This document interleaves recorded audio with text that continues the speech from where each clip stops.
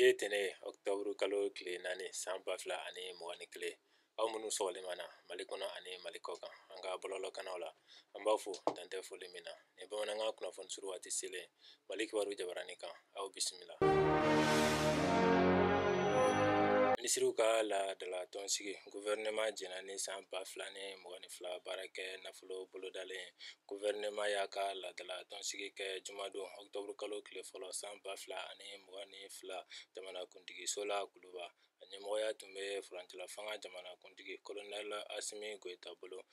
wariko ni nafoloko minisiriso ye Mali ka san 2022 baara kɛ nafolo bolodalen da jira minisiri tɔw la a jirala ko Mali jigi bɛ sefa wari miliyari 2,130 kɔ sɔrɔli kan ka sɔrɔ san 2021 na a jigi tun bɛ sefa wari miliyari 2,180 sɔrɔli kan san 2022 ta bɔ jukɔrɔ ni miliyari 57 kɔ ye.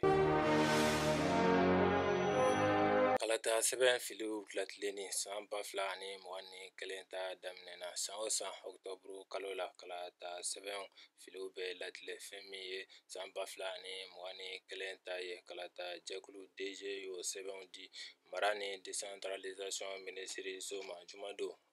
octobre kalo tile fɔlɔ san 2021 a baaraw bɛ to senna fɔ kalo in tile 31 Mali fan bɛɛ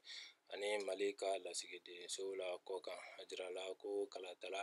miliyɔn 8 ni kɔ de bɛ sɛbɛn in kɔnɔ o mun mɛnna miliyɔn 7 ni kɔ bɛ Mali kɔnɔ a tɔ 500,000 ni kɔ o bɛ jamana kɔ kan. N'o tɛmɛna ka bɔ yan an b'aw ladɔnniya ko Bamako kiiritigɛba tako 2nan kuncɛra jumadon octobre kalo tile fɔlɔ san 2021 jamana ka hakɛw lafasaba min bɛ weleli kiirisoba la Idrissa Arizo Mayiga a ɲɛmɔgɔya tun b'o bolo kiiritigɛ in daminɛna uti kalo tile 23 ka se septembre kalo tile 30 ma san 2021 kalo kelen kuntagala kɔnɔ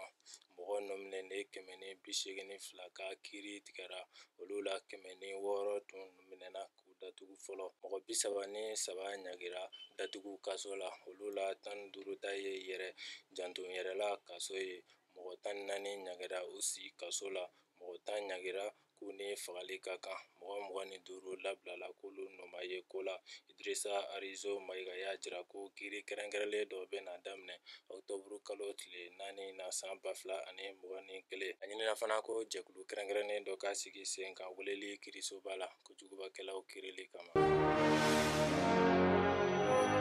Pɛrɛnbarani Faruna ka minisima lakanaba 1 faga Tesaliti minisima sɔrɔdasi 1 fagara ka 4 wɛrɛ jogi pɛrɛnbarani fɛ Tesaliti Kidali mara kɔnɔ sibiridon octobre kalo tile 2 san 2021 minisima ɲɛmɔgɔba Elkasum Wani ye nin waleya jugu in sɛbɛkɔrɔ kɔn a labanna ka tasibila ɲɛsin mɔgɔ fagalen ma ani ka nɔgɔya dakɛ joginenw ye Elkasum Wani ka fɔla kojugubakɛlaw ka ni dansogo wale in yɛrɛ bɛna kɛ sababu ye ka dɔ fara minisima ka dusukun gɛlɛya kan hali bi u kɛlɛli la ka Mali dɛmɛ lafiya ni basigi sɔrɔli la.